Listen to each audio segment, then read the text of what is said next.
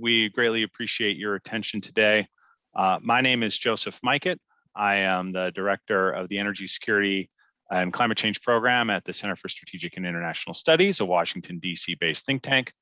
And I've spent much of my career trying to figure out how do we chart a course toward a low carbon economy in a way that is efficient, fair, and effective. And it's very clear, in my opinion, that a carbon price is an important way to get there. So we've assembled a really powerful and engaging group of experts to discuss that issue with us today.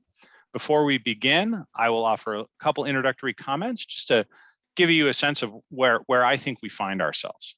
We're a month and a half from the Conference of the Parties in Glasgow. And unlike 5 years ago, we have, I think, around the world, a real sense of climate ambition and agreement on climate ambition. So we're now in a different phase from whether or not we're discussing, is the world going to act on climate? Instead, we're discussing, how is the world going to act on climate? So we've gone from a sort of conversation around long-term goals, where we now have some measure of agreement, to one about mechanisms. And there we enter a very interesting and complex place. If you look at sort of the nature of global ambition on decarbonization and a path toward net zero right now, there was a really interesting paper released in Nature Climate Change a week or two ago.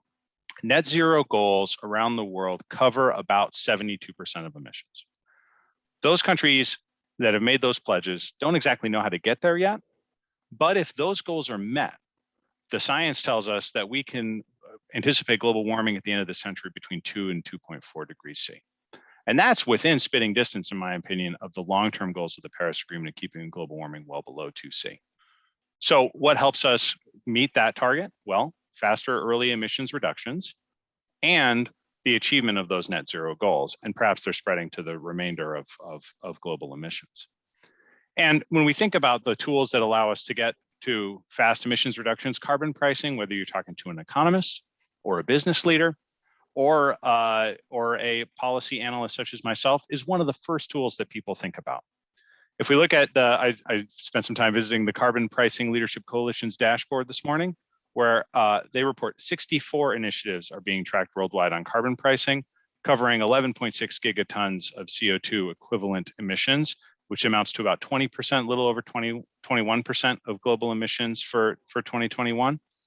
And carbon markets and carbon pricing policies around the world are in an interesting place where they're going from inception into quasi-maturity.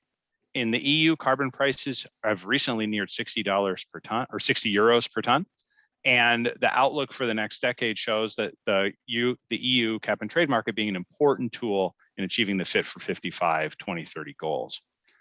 This summer, China launched in a real way its cap and trade program for power sector emissions, which covers emissions intensity instead of abject emissions, but is a significant step forward in that country starting to use carbon markets to control emissions over the long term and realize its net zero goals by 2060. And even in Washington, D.C., where I sit, there is some discussion, though we are lagging some of our international peers, about a carbon price being instituted as part of the President's Build Back Better plan. Now, I don't know that's a likely scenario. We can get into that, but it's something that is near, it's in the conversation and it's in the mix. So with that background in mind, I invite the participation of our panelists. I am grateful that they've all joined us today, and I hope to lead an energetic and spirited conversation. We'll begin with Lord Barker, Executive Chairman of the EN Group.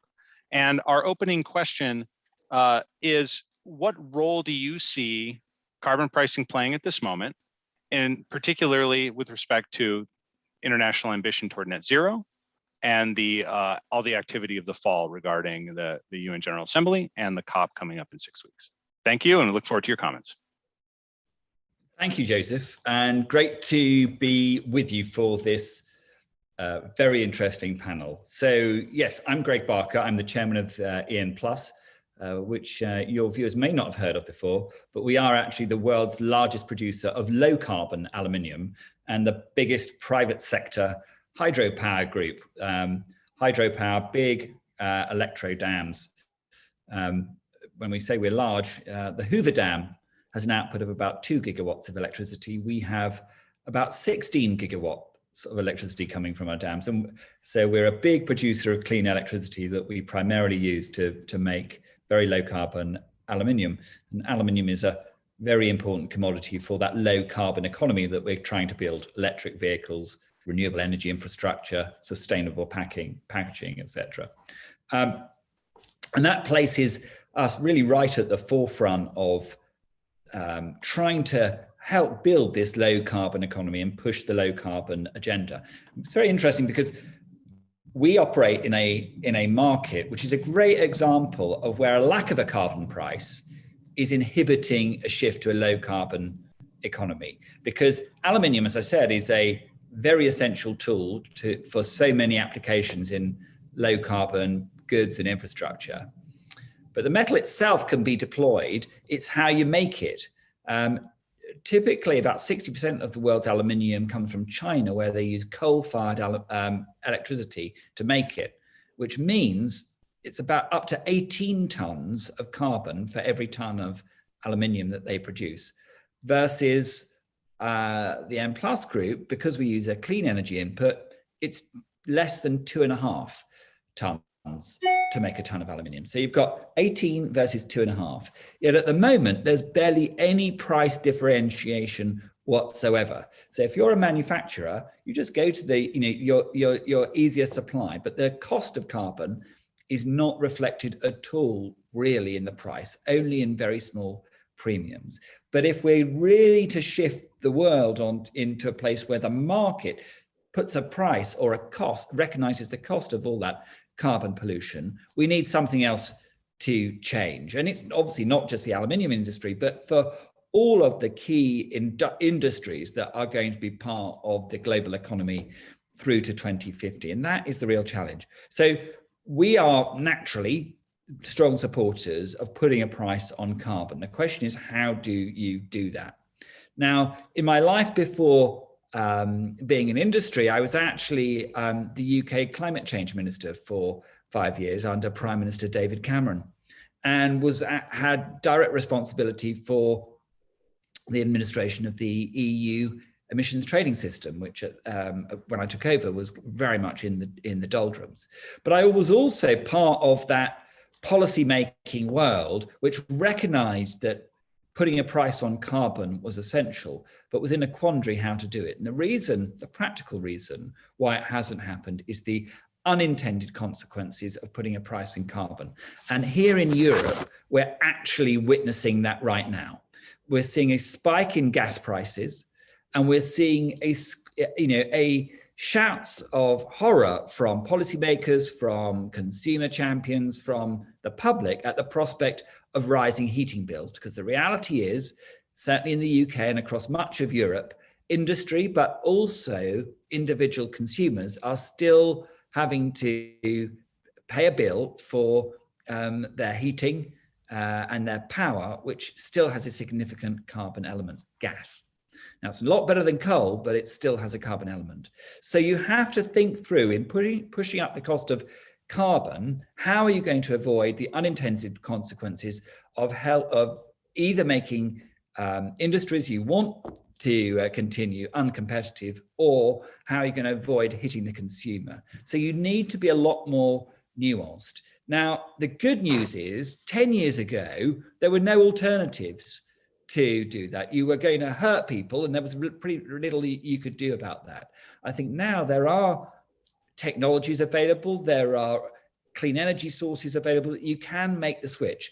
And the reason that the carbon price is important is not because we want to punish people for using fossil fuels. It's because we want to create a market incentive to drive people into the clean economy. But we need to do that in a way that is inclusive as possible and has as few unintended consequences. So in my new role, which in addition to M+, I've taken on the chairmanship of the Carbon Pricing Leadership Coalition. What I want to do is start talking about the unintended consequences of carbon pricing, start talking about some of the political impacts which aren't always considered outside the direct environmental cause, because that's going to make it easier to get it more widely accepted and adopted. So what I'd really love is an inclusive debate so that we get people talk already in the climate world about a fair and just transition. And I think making sure that you have a fair and just transition to a low carbon economy is really crucial when you come to talking about the industrial, but also the commercial impacts of carbon pricing. So yes, I'm a champion of carbon pricing, but I want to get it out of the textbook onto the statute book in a way that it will continue to command popular support. Well, thank you for your clear-eyed leadership and comments. Let's put a pin in the unintended consequences question for a moment, because you addressed two major themes, and one of them I think is very interesting. Carl Pope, who used to head the Sierra Club, I attended a speech of his once, and he gave me this very insightful concept that I've stuck with me throughout my years dealing on climate issues, and that is, if you look at the economic growth we want to achieve by, let's say, 2050, we want the economy to grow several fold as developing countries start to enjoy the benefits of modern life. At the same time, we need to drive emissions down, and if you want to get to net zero, we need to drive emissions down probably to 80 to 90%, right? And then you can capture the remainder through carbon capture or other kind of industrial processes. And so we're at this moment where we want the economy to grow, and we want emissions intensity to drop relatively quickly. Our next panelist, Juan Pablo Vanillo, is manager of the Inter-American Development Bank, and I think has thought a lot about how do we manage that process in a way that is fair and just across the nation, across the international community. Juan Pablo, we welcome your comments and good morning. Thank you, Joseph, and it's a pleasure being with you and with this panel today. In a rainy morning in Washington with an intensive raining that we haven't seen in a long time. So it's just, we're seeing the impacts every day, not only in the developing world, but also in the developed world. And I'm glad you weren't washed away on the way to the office. Right. And I'm saying this because as it was mentioned before by Lord Baker, I think it's very important to have the importance of carbon pricing as an important tool, but the context of this tool as part of the sustainable development reality of each country. In the IDB, we're the biggest multilateral development bank for Latin America and the Caribbean. And we have included in our Vision 2025 that all the issues related with climate and sustainability has to be part of the recovery of Latin America and the Caribbean. I think the concept of just transition that you just mentioned needs to be key. It's just transition for whom? It's for society, it's for private sector to not get not competitive. I think that's going to be key. If we're thinking about recovery of the region, I think this agenda has to be part of that. And part of what we're doing, Joseph, as a bank, we have a 30% mandate of climate financing for the IDB group lending, the public sector and the private sector part. That means that in all our lending, we need to include climate components. More than 65% of our operations are including climate components already.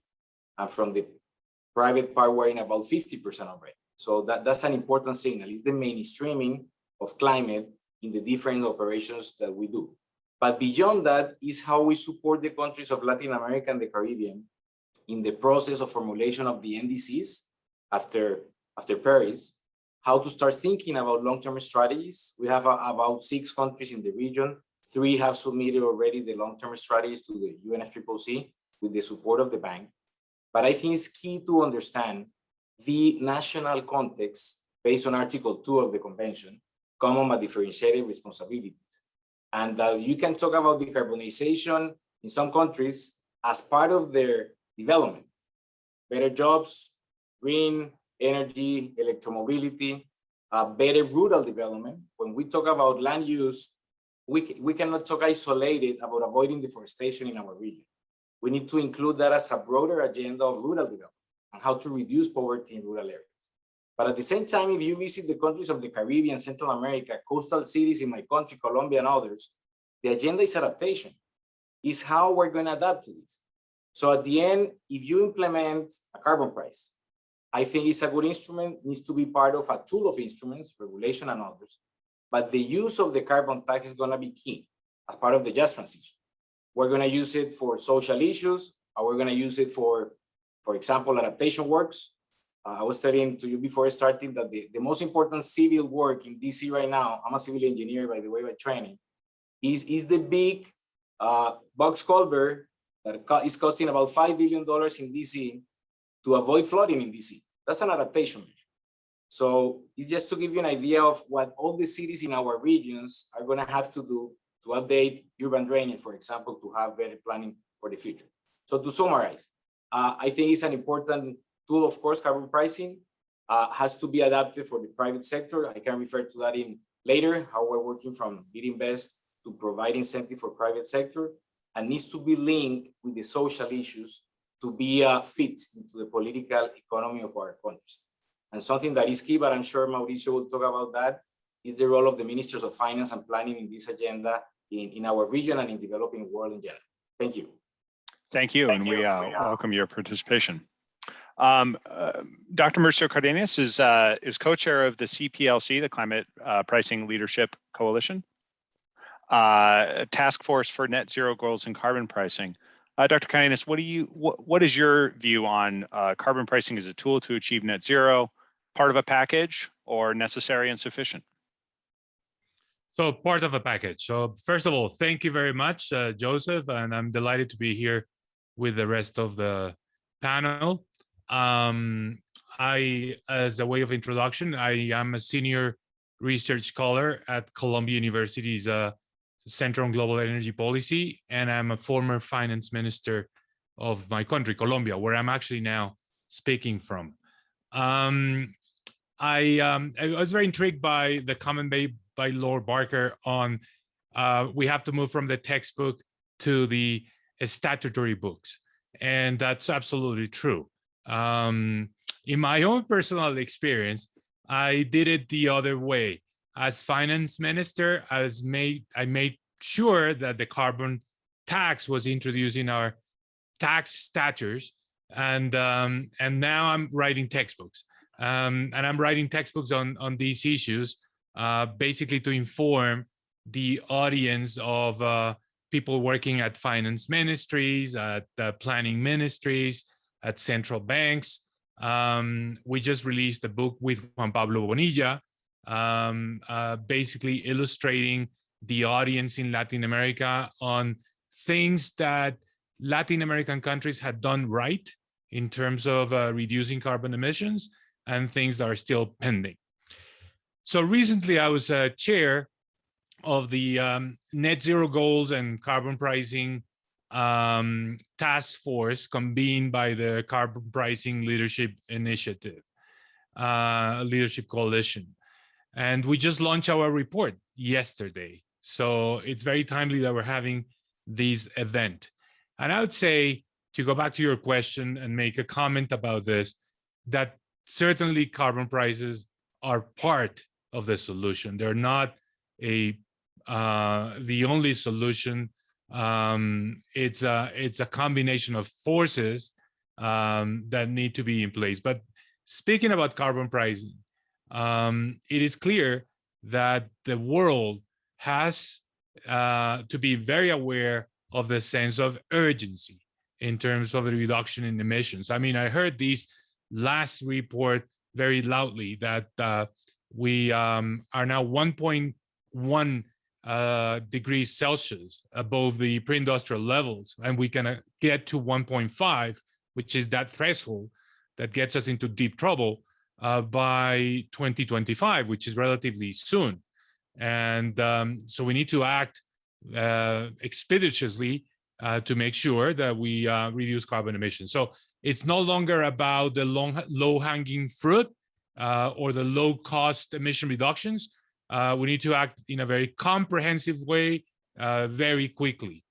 And carbon pricing is certainly part of the arsenal of measures that needs to be included to achieve net zero. And one important thing, carbon prices not just need to be introduced, but they need to be high enough to really send a signal that society needs. We also have to do this in combination with international carbon markets, because that basically increases the level of ambition and it leverages more investment, which is very important. I would say that my experience as finance minister in terms of the introduction of carbon pricing and in particular carbon taxes, touches on the issue of how to compensate the low-income groups of society that can be impacted and that can actually be opposed to these type of measures. So we're seeing a lot of unrest in countries that have dealt with these issues. And one way in which we can deal with this situation is by ensuring that the proceeds of the carbon tax really help, especially low-income groups of the population, by providing income transfers or by targeting the proceeds to the preservation, the conservation, the recovery of areas of the country that have been damaged by climate change. So I think this is an important aspect of the conversation, how to use smartly the proceeds of the carbon taxes. And of course, carbon taxes or carbon prices in general send a signal to investors. And this is fundamental because they really help ensuring that businesses invest in these new technologies that are necessary that we need to develop. And let me also say two final things about carbon pricing. One is that we need to make sure that the countries that adopt carbon pricing are essentially part of a comprehensive mechanism that supports countries that are in a lower level of development, that we don't expect all countries to do the same thing at the same time. We know that this has to be part of a just transition, and that just transition means that not everyone has to achieve net zero simultaneously. So not all carbon prices have to be equally high for all countries in the world. And finally, one last comment. We need to make sure that in countries where there is no official or formal carbon pricing, corporations internally introduce them as shadow prices for their own investment decisions. I think this is an important element. We don't have to wait until governments and Congresses get their act together and adopt carbon pricing. We need to do it internally at the level of a corporation with an internal price that guides decisions. So I'll stop there. And again, very happy to be part of this panel. Thank you. In my year studying carbon pricing, I've always had a list of questions for how finance ministers think about carbon price as a fiscal versus an environmental tool. And provided we have the time at the end, I'm gonna lob them all at you, or I'm gonna have to refer to your textbook. But we greatly value your experience and wisdom. Our next speaker is Samantha Gross, who's a fellow and director of the Energy Security and Climate Initiative at the Brookings Institution, a peer organization to CSIS here in Washington, D.C. Samantha, what is your perspective? And in particular, I think there's always an elephant in the room when it comes to international climate action and carbon pricing. That is the United States. If you have thoughts there, I think we would more than welcome them. Thanks so much, Joseph, and thanks for the invitation to be with you all today. I'd like to build a bit in my time on comments that Dr. Cardenas made to start out with. And that is that carbon pricing is a necessary but an insufficient way to get us all the way to net zero. If carbon pricing is really an economist's dream as how to deal with this, it does exactly what you want to do from an economic point of view. It prices the externality of the emissions, and that's fantastic. But the real problems with carbon pricing, and this is where the United States comes in, are really not about the fundamental economics, which are terrific. They're more about the politics and the societal effects. Because we are in a burn and hurry, as the other panelists have said, 2050 is soon, especially in terms of infrastructure, in terms of industries that have assets with very long lifetimes. We need to do this in a hurry. And I have a concern that we will not be able to get carbon prices high enough, soon enough, to get that last bit of emissions reductions that we'll really need. Think from the more difficult sectors, parts of transportation, heavy industry, steel, in some cases aluminum, although it's a bit easier, cement. These are industries that we're going to need to build the kind of resilient infrastructure that we're going to need, to build the new energy facilities that we're going to need. We'll need more of these products, not less, but we have to make them in a low carbon way. And so these are examples of areas where the abatement costs are high and the technologies still need work. And so in addition to a carbon price, we'll need more programs in these areas to push that along and to avoid needing a carbon price that's so high that it's politically disastrous. I completely agree with the previous comments about sharing revenues, about helping out those that can't afford the increase in the prices of energy or other goods. This is absolutely key to any carbon pricing scheme. I would also add that you absolutely want to use the revenues that you keep for abatement, for helping out industries that have problems, for helping communities that are most affected by the transition away from carbon-based energy. And in part because you can't use this tax for general revenue, because unlike most other taxes, you want this tax to work itself out of business. Ideally, you want a very high carbon price that nobody pays because those emissions have gone away. And so ideally, this tax funds the transition and works itself out of a job. And so that, I think, is a helpful political argument to make. It helps, and I think it could be helpful in the United States context. It says how we're going to fund the transition. It says how we're going to make it easier on industry, on affected communities, and on lower and middle income groups that can't afford the increase of energy and other goods. I think that's the way to sell it in the United States. And we have to realize that we may not be able to politically get prices high enough to do the entire job, but that the revenues that we can get can help pay for the part of the job where we need other forces. And so that's my extremely optimistic, I'd like to hear more of it, view on carbon prices in American politics and how they could eventually fit in. But I'm an engineer as well, with enough economics to be dangerous. And I definitely understand the reasons why the carbon price needs to be the cornerstone, but not the entire edifice of our plan to get to net zero. Great, thank you. And spectacular perspective as an early trained engineer as well. We've got a quorum. Let's talk a little bit about going from the textbook to the real world. Our last panelist to be introduced is Joe Robertson, who spent a lot of time thinking about how do citizens engage with a carbon price. It's very easy to talk about this in hollowed halls and in university classrooms and think tank conference rooms. But at some point in democratic societies, citizens have to be involved. Joe, what's your view on how carbon pricing can be driven as a citizens initiative? So thank you, Joseph. And this discussion is incredibly rich, and I think we're touching on a lot of the key points that need to be surfaced to make carbon pricing move across the world the way it needs to. I want to reference for a moment something that may be part of Dr. Cardenas' past experience. In 2014 and 2015, when the Sustainable Development Goals were being negotiated, there was a global survey of people in over 170 countries. Over 8 million people answered that survey. They reached people through UN country team offices that were in remote areas, not connected to the internet. They needed translators. Some people who answered the survey were not literate.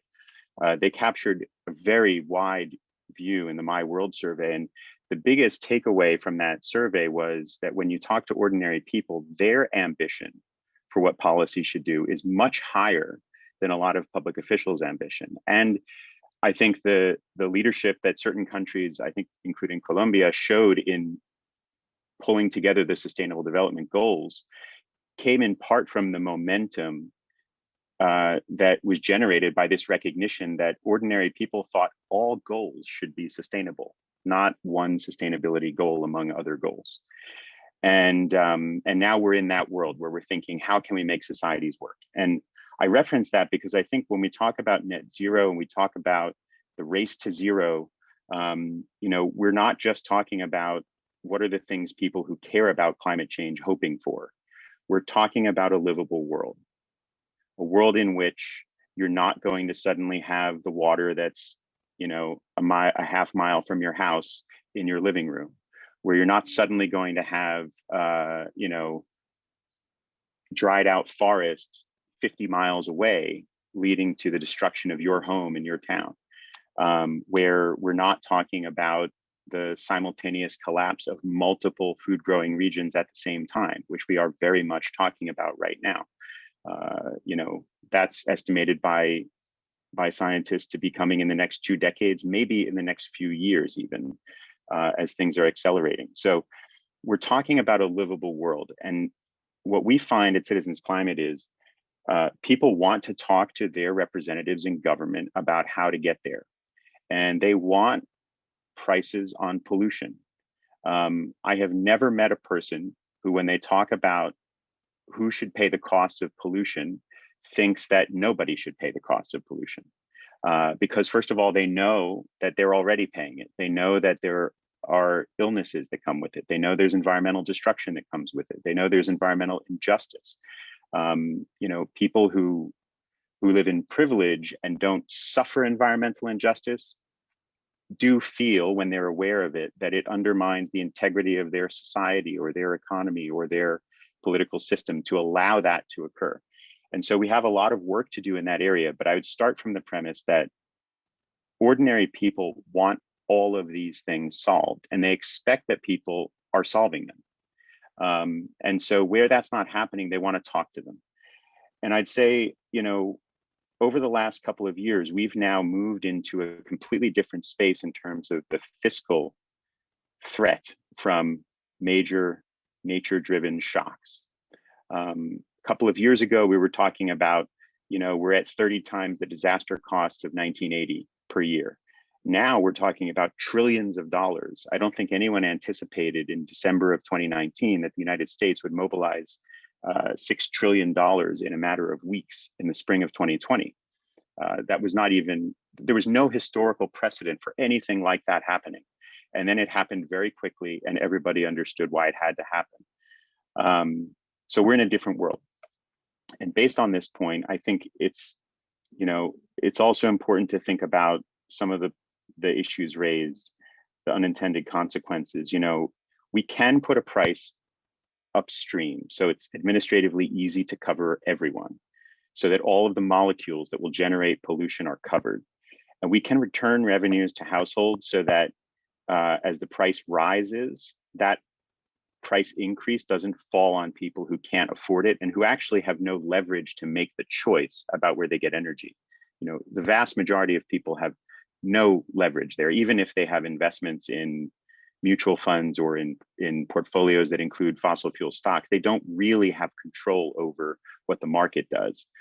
By doing that, you actually allow the price to get much higher, much more quickly, while the whole economy has a green incentive. The whole economy has an incentive to go out and earn back that climate income that comes from a price on carbon. And I'd say that, you know, this sounds a little bit wonky, but it's not too wonky for ordinary people. We have 200,000 people in 73 countries who have signed up to talk about this with their policymakers. And they're going to ask governments, you know, they are actually in the moment asking their governments to sign up to the Carbon Pricing Leadership Coalition, to put carbon pricing in their NDCs, to think about how those policies can be good for local economic diversification and development. And also there's one more thing. And I think we heard this at the first governing assembly of the Carbon Pricing Leadership Coalition in 2016, that there are developing countries who, you know, there are common but differentiated responsibilities, but pricing carbon high enough, early enough, means you have a shorter path to a clean, green future. And we don't want to create a situation where we're dumping pollution on people who weren't asked to do that. And so I think all these things come together and they bring us to this insight. We discussed this earlier in the summer with Lord Barker, you know, that the right carbon pricing design is a shortcut to a better future. It's not the whole story, but it can do a lot. Thank you very much for your comments, Joe, and your work. We can enter a period of moderated questions. I went through 7 Post-it notes during our discussion already.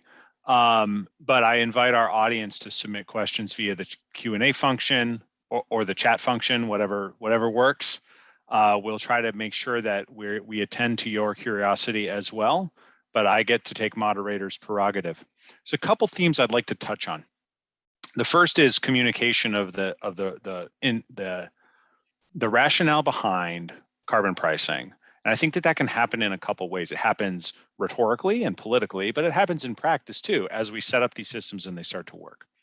Joe talked about the idea that carbon revenue be returned to households. It's a commonly supported model that I've seen as a way of kind of giving people the tools to make their own consumer choices, to compensate for higher energy prices during the transition. Lord Barker, you mentioned that was sort of making these systems work for the long term was going to be a priority of yours as you continue working on this issue. Given your experience as a political leader and looking at this challenge, what do you think about those mechanisms? And how do we make sure that the benefits that everyone enjoys from carbon pricing are realized widely and fairly? Well, thank you, and apologies for drinking my tea, but I'm in the part of the world where it's tea time, and as an Englishman, if I don't have a cup of tea now, I sort of seize up and can't operate. We ask you not to betray the obligations of your country. But anyway, it all comes down, the answer to your question is very simple. It comes down to political leadership and smart political judgment, because this will impact different countries, different populations in different ways. So the idea that there is this uniform global one size fits all rollout is really not right. And I think it was Samantha who said, it's great for economists, but it's very, very, can be a real headache for politicians who try and just implement it blindly. And what you can't have is a high carbon price suddenly imposed on a country that hasn't prepared for it. Because as I said in opening remarks, what you want is policies that lay the framework that allow people to make other choices. If you're talking about consumers, so that there are other choices, other ways to heat your home, or ideally not need heating because you've insulated. There are other ways in which products that you're dependent on can have sustainable alternatives all readily available. So it's a switch. You're not looking to punish people. Likewise, with industry, there are lots of industries actually that can make a switch very easily. If you manufacture aluminium cans, just don't buy aluminium from a high carbon producer. Buy exactly the same metal from a low carbon producer. N+ springs to mind. But there are lots of other ways in which this can be done. But there are also some really hard truths that have to be confronted, that actually, particularly for some businesses, if you can't switch to a low carbon and ultimately zero carbon clean energy source, then you don't have a business future. And there are, I am an optimist too, but you also have to confront the hard reality that for some business models will not survive in a low carbon world if they can't function, over the next decade or so in a low carbon world. You have to mitigate the consequences of that, particularly on people. Investors are often, big and grown up and can look after themselves, but people, workers need to be, you need a people's-based approach to carbon pricing and the impacts of it. But as a force for changing the world onto the low carbon footing, it is the greatest single tool in a diverse policy box. Well, let's talk about people a little bit, and thank you for your comments. We've got a question coming in from Kenya. And the question, maybe Juan Pablo or Mauricio, you would have some perspective here, given your experience. Is, how do we think about this question of common but differentiated responsibility when we think about these like fiscal instruments, right? How do we determine who's suffering environmental justice, and how do we determine carbon pricing if we're not going to have a uniform global carbon price, which we don't? How do we think about carbon pricing and differentiated responsibility in that context?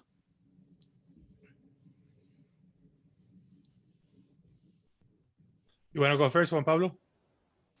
Oh, Mauricio, please go ahead. Okay, so let me share an example. It's just one experience, and it's Colombia. So we introduced a $5 per ton carbon tax, and it was very hard to get the votes in Congress for that purpose. And it's going to be very hard for every single country, including the advanced countries. So it's part of a dialogue. And that dialogue includes discussions about what to tax and what not to tax. Ideally, you should tax all carbon emissions. So that means all fossil fuels in proportion to their carbon emissions.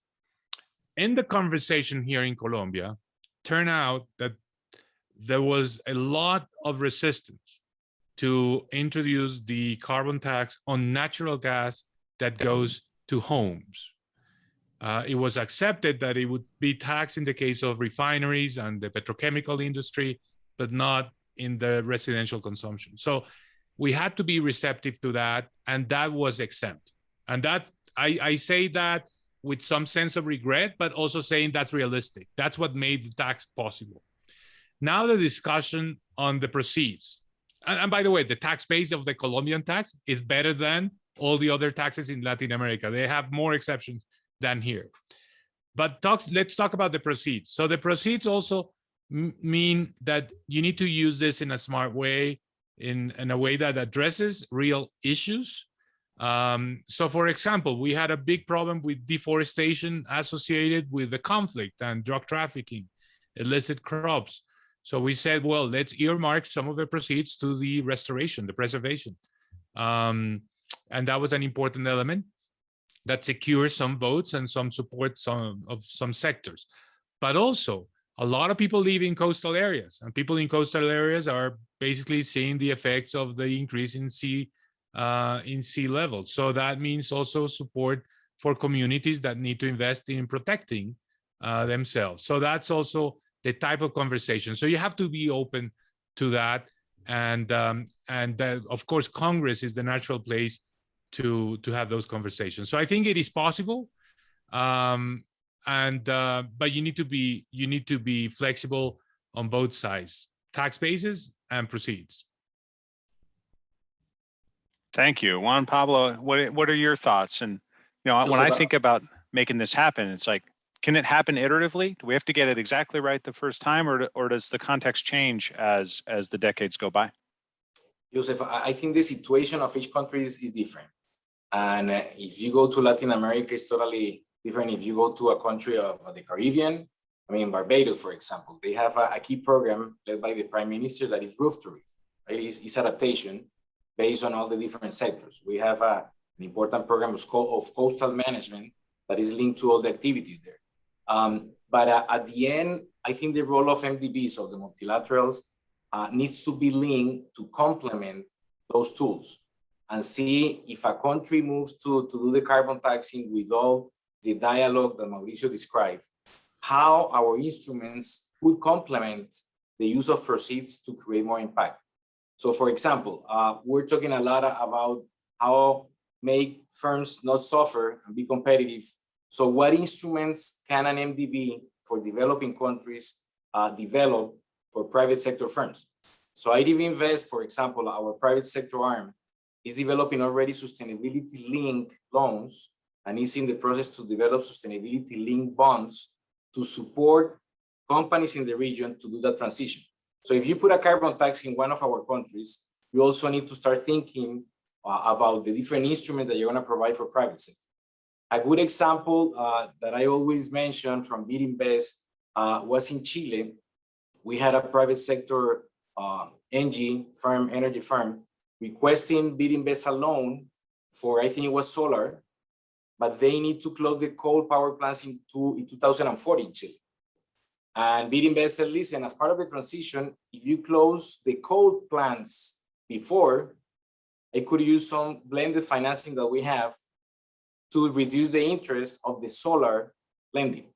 So in that way, we're supporting the transition to net zero to that company to be more competitive. They are thinking now, as it was mentioned before, how to support firms in different sectors. But from the other part, the public side, Mauricio was talking a lot about the use of the proceeds. Something that we've learned a lot in the last 15 years is cash transfers for social issues related to health, related to education. With Mauricio, we were talking the other day how to use cash transfers linked to social impact, even to nature. The other day with the Minister of Finance of Jamaica, we were thinking about cash transfers to mangrove to create also employment in coastal areas.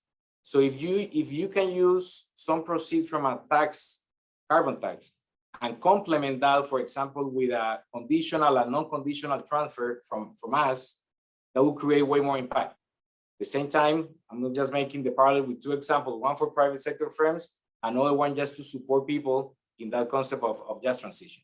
So we need to be creative and use and complement, particularly in the developing world, the uses of carbon taxes with other instruments to create more impact, either in social communities, but also in private sector. Yeah, thank you. Samantha, one of the things that you mentioned, I think is really interesting and important here, because there's a second elephant in the room that we haven't talked about.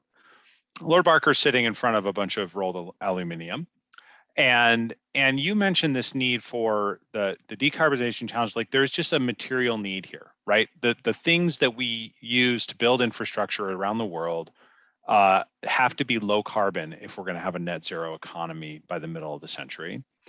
And there's a carbon tax can kind of contribute in two ways. I'm interested in hearing your thoughts on their interaction, and I have a follow-up. The two ways it could work is it creates a demand signal for low carbon goods, right, by creating price differentiation. And the second way is you could use proceeds or tax revenue to kind of make strategic investments, so that even if your carbon price, perhaps it's too low to incentivize, the retooling of a cement factory or carbon capture on a steel factory or whatever. How do you think about those two things working together? And then the follow-up is, EU has a relatively mature carbon market. They've announced an intent to have border adjustment for that carbon market. And so, how do we think about, for those goods that are traded internationally and that need to become low carbon, the sort of interaction between carbon pricing and trade, which I think is going to be a key issue for all of us over the next 10, 20 years? Yeah, you're asking some difficult questions. The first one's the easier one, so I'll take it first. I think that idea of evening out the prices between higher and lower carbon goods is a really important aspect of the carbon price, and then recycling that revenue is, I think it's difficult to say which one is more important, but I think what it does is it creates a virtuous cycle. I mean, ideally, companies won't invest unless it's cost effective to do so. So increasing demand really helps that happen, as does if the government can help in areas where they just can't, where they can't make up the difference with the carbon price. And so I think both of these things work together to really create a virtuous cycle in heavy industry, for instance, which is difficult to decarbonize, and that we'll actually need probably more of rather than less. And while I'm at it, I should mention that this is also true in the electricity sector. It's a lot easier to decarbonize, but we're also in a situation with electricity where, if we're going to follow the simple formula, which is electrify everything we can and decarbonize the electricity sector, we don't just need a decarbonized electricity sector, we need a bigger electricity sector. And so this virtuous cycle can work in the electricity sector too, even though it's a bit easier to decarbonize. In terms of the carbon border adjustment mechanism, I am actually sitting in Berlin right now. I've been in Berlin most of this year and have spent a lot of time. You can't have a conversation here without talking about the CBAM as they describe it here in Europe. And it's a really tricky question. On the one hand, it's an incredibly elegant policy. For goods that don't face a similar carbon price where they're manufactured, the EU will apply its own carbon price to those goods. But like a lot of things, the devil is in the details. The description as it came out said that they would want to know the underlying carbon emissions of all these processes wherever they came from, which is a pretty tall order in some places. And also it involves understanding the policies of the country where they came from. I think right now the policy suggestion, although it hasn't been through the European Commission yet, or the European Parliament yet, but the idea is that they will only consider carbon prices. But then you look at the case of the United States, where if the Biden administration gets everything at once that it's working through right now, we'll have significant policies to help decarbonize our economy. However, we won't have an explicit carbon price. And so this is where things get really tricky. And I think this will happen with other economies as well.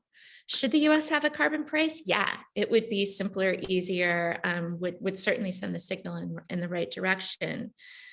But if we don't, the question is whether we get crosswise with the European Union and perhaps others if this policy becomes more popular.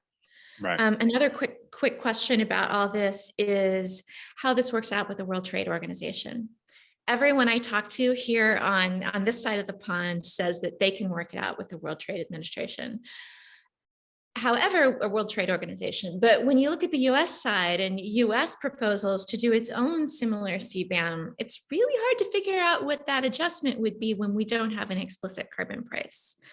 It could be an explicit carbon price or an implicit carbon price underlying the programs that we have. But on the other hand, that's going to be really difficult with WTO. And so it's a wonderful, elegant policy on paper. It's quite more difficult to implement in practice. And the European Union is really leading the charge. And they think they're going to get there, but it still has to go through the European Parliament. So it's interesting days. Yeah, it's always tough to go from textbook to practice. You know, on the business side, please. I was just about to go to you, Lord Barker, so go ahead. One point in particular, I couldn't agree more about the CBAM. It's right in principle, but the unintended consequences are really disastrous. In our case, for example, because they're going pussyfooting, they're not including scope 2 emissions. So in actual fact, the biggest contributor to carbon in our product isn't actually included. It's nuts. Unintended consequences in our sector and other sectors are leading. For our viewers, could you just give a brief scope 1, scope 2, scope 3, what are we talking about in that context? So scope 1 is the direct emissions that come in the factory. Scope 2 includes the energy source and the other inputs outside the actual manufacturing process, how you create the energy, for example. So if you're and if you take something like aluminium, the vast majority of emissions come from the energy, because it's so energy intensive, as it is for cement and steel and chemicals, etc. Not just the process itself that takes place in the factory or the smelter. So if you really need to differentiate between clean energy and coal-fired energy. So unintended consequences, CBAM, I think we can all agree to that. But I do have a short-term solution. It's not the whole thing, but the short-term solution is, yes, we've got to get these things right on CBAM, but in the meantime, green free trade. Because Samantha's absolutely right. WTO, it's a nightmare. Trying to dismantle whole tariff walls is a nightmare. But green free trade, and if you actually just bring down to zero rate the tariffs on green goods and services around the world, you immediately make it cheaper to have that product substitution, and you give a boost to businesses everywhere and to consumers who want to make the right choice in the supermarket or at the store or in their choice of car or whatever. You just make those incremental goods cheaper. We sometimes forget that there are two ways that you can drive economic stimulus, a stimulation. You can either make something more expensive, but you can also make the better alternative cheaper. So green free trade is a great fast track to a low carbon future. I believe it was Maurizio who raised the idea that private companies should be using, in the absence of political carbon pricing, they should be using their own carbon pricing mechanisms internally. We've seen in international finance a big move toward ESG, and no one's exactly sure what that means, but I think firms are fairly starting to account for the emissions that come in from their inputs that are related to their processes and that their consumers are doing. So I guess a real brief question to the panel, is there a sense in which those tools are good practice for a world where carbon pricing is a lot more pervasive, right? And are there things to be wary of as firms and companies are starting to set up those systems that would leave them unprepared for a carbon price world. If I could add a word there. Please. Regardless of carbon pricing, in any scenario, I think companies should set targets, not just the net zero target, but intermediate targets. And they should have full transparency in measuring how they're doing in terms of progress. And one key element here is to make sure that we don't double count the carbon emissions, because if a company buys credits and offsets from somewhere else, we have to be absolutely sure that they're not being counted in the country or sector of origin, and again, in the corporation that is using them. That I think is a fundamental principle here. And finally, I think one other element that has to be considered in this conversation is we need to make sure that all these targets are highly visible and audited by third parties. One way to do that is through financing. So if you issue a bond that is linked to a target, that's a sustainability linked bond, then it will be a third party that will basically ensure that you're complying with that target to make sure that your financial conditions remain where they should be given your commitments. If you don't comply, then your obligations, the coupon on your bond goes up. So the financial sector can play a very important role here. All right, thank you. Joe, have you got any final comments for us? Industry response, trade, or governance? Yeah, so one thing quickly is kind of these things coming together, and what Dr. Cardenas was just talking about. I think there's a way of prioritizing resilience value, meaning if we properly price pollution and climate damage, we can value operations that generate positive externalities instead of negative externalities. The global financial system, the way it is now, values negative externalities essentially as a cost efficiency mechanism. And the policies that would price carbon are meant to correct that. On consumer goods and the business response to policy, we had a workshop a couple of years ago where there was this really interesting exchange with industry. There was an industry group that was, determined they would only support a carbon price if there was a direct tax incentive, tax break for their industry. But when they started to look into what would happen if consumers had more cash, if revenue were redistributed to consumers, they realized that by selling consumer goods, that would make them a lot more money than a once-a-year tax break that may or may not materialize if they don't have enough revenues. On trade, the carbon border adjustment mechanism is, I think, it's necessary because you have to be able to balance what happens inside a jurisdiction that's trying to do better policy and create a level playing field. But there's a way to keep it simple, I think, and in the ideal scenario, you don't actually impose the border adjustment because the trading partner is also pricing carbon. That's the easiest way to do it. And that then takes us to what Lord Barker mentioned, which is green free trade. I hadn't heard that term before, but I think it's a way of going back to valuing positive externalities, right? If you incentivize the liberalization of the exchange of goods and services that are good for everyone, instead of those that are good for a few at the cost of everyone, then we're on our way. And I think, our experience shows that this is the kind of thing people want. They just want policymakers and industry not to make the cost fall on them. Thank you very much. We have run up against time and the bright red light is flashing in my face. This has been a rich and very interesting discussion. I thank our panelists on behalf of the audience and mostly for myself for sharing their insights, their wisdom, and their combined expertise. This is such a critical issue, not just carbon pricing, which is an interesting policy tool, but how the world limits the damage of greenhouse gas emissions, responds to climate risks, and still creates a future that is prosperous, well-distributed, and fair is, I think, one of the biggest challenges of our time. And I greatly appreciate everyone who's contributed today.